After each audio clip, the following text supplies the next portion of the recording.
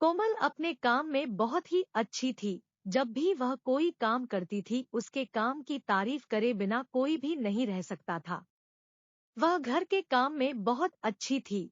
वह ऑफिस में भी काम करती थी क्योंकि घर की जिम्मेदारी भी उसे ही निभानी थी। कोमल के घर में उसकी माँ और एक छोटा भाई भी था। छोटा भाई अभी भी पढ़ रहा था। उसकी पढ़ाई का खर्च भी और घर का खर्च पूरा करने के लिए कोमल को काम करना पड़ता था।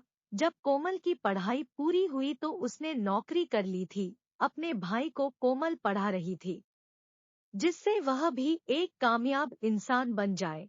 लेकिन कभी जिम्मेदारी नहीं समझ रहा था। उसका भाई अभी 12वीं क्लास में था। अभी उसके एग्जाम शुरू भी नहीं हुए थे। एक दिन की बात है, कोमल अपने ऑफिस से घर आ रही थी।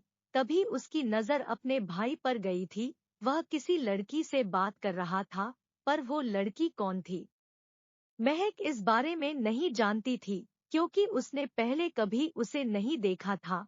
जब कोमल घर आई तो वह चुपचाप अंदर चली गई थी। आज उसे कुछ भी अच्छा नहीं लग रहा था। कुछ देर बाद उसका भाई भी आ गया था।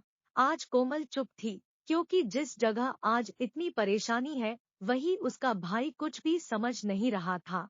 जब माँ ने पूछा कि क्या बात है तो कोमल ने कहा कि आज उसका भाई किसी लड़की के साथ था।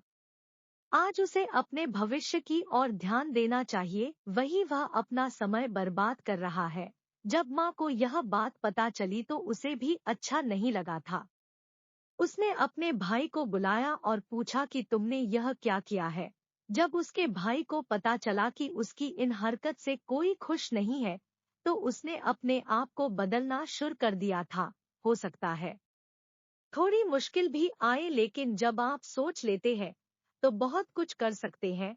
कुछ समय बाद सब ठीक हो गया था। अगर हम अपनी गलती को समय से पहले ही सुधार सकते हैं तो यह बहुत अच्छा होता है।